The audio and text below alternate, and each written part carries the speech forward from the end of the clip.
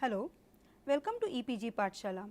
Today we are going to discuss module number 23, which is about constructivist approach to ICT in education. After going through this module, you will be able to explain concept of constructivism, social constructivism, cognitive constructivism. Then you will be able to explain principles of constructivism and 5 E's of constructivism. You will also be able to apply constructivism in ICT in education, and you will be able to understand the constructivism approach to ICT in education. To begin with, as we all know, in our traditional classroom setup, which is based on behaviorist approach, a teacher assumes she has to impart knowledge to the students. So, students are not vessels that a teacher fills with a set of knowledge. As already we discussed, knowledge is ever changing and relevant to the learner. So, learner is learning the material through making their own connection with the prior knowledge. So, constructivism is active learning. Through constructivism, students are guiding and assessing their own learning. They are not taking in information, but are making their own interpretation of an experiences and then elaborating and testing those interpretations. As we have discussed, teachers must support students' understanding rather than providing the students with answer. The teacher encourages all students to express their ideas as they learn. So, basically teacher has to give a conducive atmosphere to the students. She should provide the opportunity to students where students will learn from their process as well as the product. Constructivism philosophy is about learning that proposes learner need to build their own understanding of new ideas. Now, where does this theory come from? Two of the most prominent constructivist researchers are Jean Piaget, who is well known for his stages of cognitive development, and Howard Gardner, who is well known for multiple intelligence. We shall discuss some of the definitions of constructivism. According to Brooks and Brooks, constructivism is a philosophy of learning founded on the premise that by reflecting on our own experiences, we construct our own understanding of the world we live in. So, here according to this definition, everybody live in different world, everybody has different experiences. So, definitely everybody will reflect on their own experiences in their own way. So, everybody's learning process would be different. According to Cashman, constructivism is based on a type of learning in which the learner forms or construct much of what one learns or comprehends. So, here learner, he learns and comprehends on his own. Constructivists believe that learner construct their own reality or at least interpret it based on their perceptions of experiences. So, an individual's knowledge is a function of one's prior experiences, mental structure and belief that are used to interpret objects and events. So, according to this definition, if you have given some situation or problems or some activities to students, they all comprehend it in their own way. They all have different mental structure, they have their own belief. So, based on that, they will interpret in their own way. So, for them, their learning will be based on their own interpretation. Studies shows that students remember 90% of what they say and do, but only 20% of what teacher says. So, this illustrates the need of creating classroom that fits the way students learn. That is the essence of constructivism. Constructivism focuses on the students as shapes of meaning, as shapers. Constructivism focuses on students as shapers of meaning and knowledge. It is based on improving students' critical thinking skill, not just focusing on the content to be learned. So, in the normal classroom, when we say the content has to be learned, it is against main idea of constructivism. Basically, constructivism train the students how to learn, not directly making them learn. Once students understand the way they learn, they can carry this process with them into the future as they encounter new and different situations. Now, we shall discuss about two types of constructivism. First is cognitive constructivism. Cognitive constructivism is proposed by Brunner. According to him, learning is an active process. Learner construct new ideas or concepts based upon their current and past knowledge.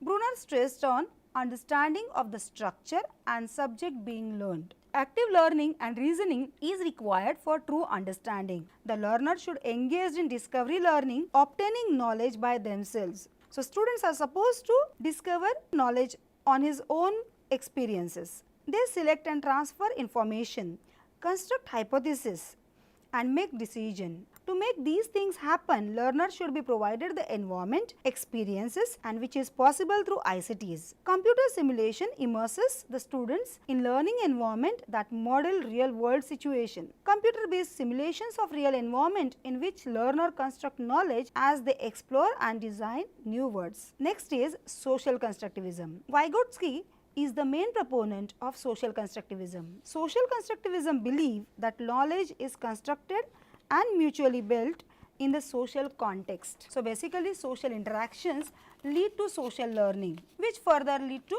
cognitive development. Students can perform a task under adult guidance or peer collaboration. Here, ICTs are helpful in providing opportunities for students to learn with the teacher and peers in constructing knowledge and understanding. ICTs boost collaborative learning and social learning. Social networking like Facebook, WhatsApp, making social learning a reality. Use of email, computer mediated communication provides the opportunity for collaborative learning which is based on a social constructivist approach. Now we shall discuss principles of constructivism. First principle is learning should be viewed as active process. So here learning is an active process in which learner uses sensory inputs and construct meaning of it. The learner needs to do something. That learning is not passive acceptance of knowledge which exists out there. Learning involves the learner is engaging with the world. Second characteristic is it should be understood that people learn to learn as they learn. For example, if we learn the chronology of dates of a series of historical events, basically we are learning historical events chronologically. And we are simultaneously learning the meaning of chronology. Every learning consists both of constructing meaning and constructing system of meaning. Each meaning we construct makes us better able to give meaning to other sensations which can fit a similar pattern. Learning involves language. This is another principle of constructivism. Language we use influences learning. Researchers have noted that people talk to themselves when they learn. On a more general level, there is a connection of argument that the language and learning are inextricably intertwined. So, the native language is found to be more effective in learning. Next principle is learning is a social activity. Our learning is intimately associated with our connections with other human beings, our teachers, our peer, our family, etc. Much of the traditional education is directed towards isolating the learner from all social interactions and towards seeing education as one-on-one relationship between the learner and the objective material to be learned. In contrast, constructivism emphasizes on social interactions and the application of knowledge as an integral aspect of learning. Next characteristic is learning is contextual. We do not learn isolated facts and theories separate from the rest of our lives. So, whatever we learn, it should be contextual. We learn in relation to what else we know, what we believe, our prejudices, our fear. So, learning is active and social. We cannot separate our learning from our lives. It should be connected to our life. Next principle is one needs knowledge to learn. So, as we discussed, in constructivism, it is based on your prior knowledge. So, a student, he learn based on his own knowledge. Without previous knowledge, nobody can learn new things. Therefore, any efforts to teach must be connected to the state of learner. It must be provide a path into the subject for the learner based on learner's previous knowledge. Now, whenever we expect so many things to be happen, definitely it requires time. So, for significant learning, we need to revisit ideas, ponder them, try them out, play with them, use them. If you reflect on anything you have learned, you soon realize that it is the product of repeated exposure or thought. So, even or especially moments of profound insight can be traced back to long period of preparation. Next principle is crucial action of constructing meaning is mental. Learning happens in the mind. Physical actions, hands-on experiences may be necessary for learning. especially for children, but it is not sufficient. We need to provide activities which engage the mind as well as the hands. Next principle is motivation is a key component in learning. Motivation helps learning as well as it is essential for learning. Unless we know the reason why, we may not be very involved in using the knowledge that may instilled in us even by the most severe and direct teaching. So, we need some kind of motivation, we need some kind of purpose for learning. Now, we will be discussing about 5 E's of constructivism. The Biological Science Curriculum Study, that is BSCS, a team whose principal investigator was Roger Bebey, developed an instructional model for constructivism, which is known as 5 E's of constructivism. First E of constructivism is engage. So, excite the learner and engage the learner to develop interest in the topic. In the stage engage, the student first encounter and identify instructional task. They make connection between past and present learning experiences, stimulate their environment in the anticipation of these activities. So, we need to ask questions, define problems, show them surprising events and act on a problematic situation. Here, students are motivated to learn ahead. Demonstrations, reading, graphic organizers, brainstorming are used to engage students. Now, showing videos or images of light traveling in a straight line. Second E is explore. Students have the opportunity to get directly involved with the phenomena or material. In the exploration stage, the student think, investigate, test, make decisions, solve problems, collect information. They may read resource material, construct models. They develop a basis of experiences with the phenomenon. As they work together in teams, they involved in sharing and communicating. Here, the teacher acts as a facilitator, guide. She facilitates all the learning material and provide them experiences through which students explore the material and explore the learning further. Third E is explain. Here, learner explain what has been understood through an activity. So, students are involved in analyzing their exploration. Their understanding is clarified and modified through reflective activity. So, basically, the learner begins to put their own abstract experiences in concrete language form. So, here with the help of language, the learner sequences events into logical format and they explain the understanding of their ideas to teachers. Communication occurs between peers, the facilitator or within the learner himself. Here, learner work in group. They support each other's understanding as they articulate their observations, ideas, questions and hypotheses. The teacher introduces the label wherever necessary. For example, a child may state that they have noticed that magnet has a tendency to stick to a certain metallic object. Here, teacher in a discussion with the child might introduce the terminology that it is an attracting force. Here, common language enhances the sharing and communication between facilitator and students. The facilitator can determine the level of understanding and possible misconceptions. So, this is what the duty of a teacher, a role of a teacher in constructivism. Students may explain in the form of created word such as writing, drawing, videos, tape recorders. They provided recorded evidence of their development, progress and growth. In all, students may analyze and explain, support ideas with evidences, question in a structured manner, read and discuss, compare, classify, analyze the errors. For example, use of cooperative learning strategy for students to explain what they explore. Next is elaborate. Here, the student expand on the concepts they have learned. They may involve in problem solving, decision making, experimental inquiry and thinking skill activities such as compare, classify, apply. Students make connections to other related concepts. They may apply their understanding to the world around them. For example, while exploring light phenomena, a learner constructs an understanding of the path light travels through space. So, examining a lamppost, she may notice that the shadow of the post changes its location as the days grows later. This observation can lead to further inquiry as to possible connections between the shadow changing location and the changes in the direction of the light source, the sun. Students may apply their knowledge to real world events, such as they will tell you where to plant flowers so that they receive sunlight most of the day. So, this is nothing but extension and application of the concepts that light travels in a straight path. These connections often lead to further inquiry and newer understanding. Next is evaluate.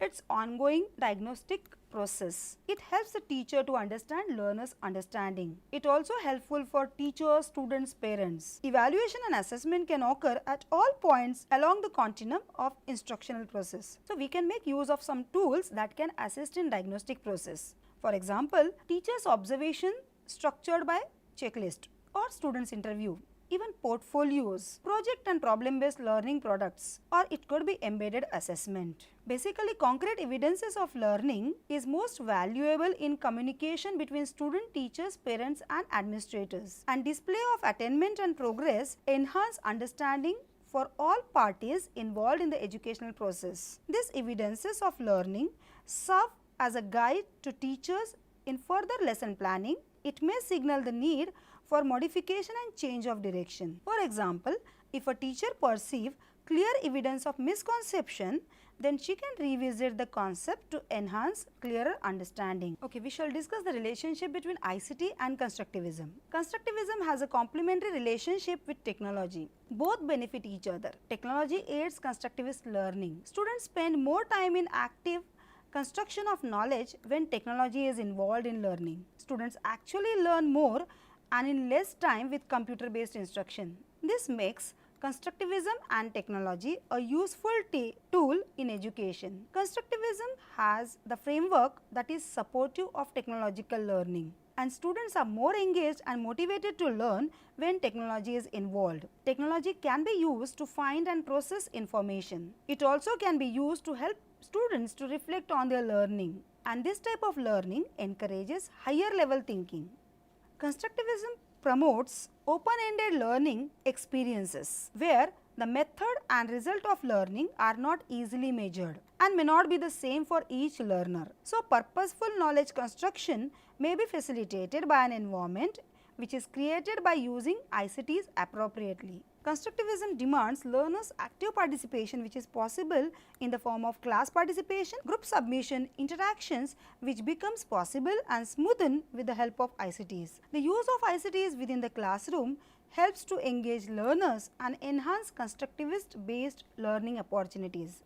The integration of ICTs can create knowledge using interactive activities at a pace that is determined by the learner. It can create an opportunity for instructors to break away from the conventional scheduled class limit. Structured and goal-oriented online discussion can increase students' ability to articulate ideas, collaboratively construct shared knowledge, which results in constructivist learning experiences. Blocks can enrich constructivist learning in an interactive structure that encourages public reflection and dialogue between the students. E-portfolio can promote constructivist learning as it is a tool to provide students with the ability to share knowledge and self-reflection with other students. Constructivist learning stresses the need of openly sharing knowledge. Various social networking sites like Facebook, Twitter, WhatsApp allow the students to speak with peers within virtual learning communities. It also allows students to present their views and critically analyze the views of others. So, basically,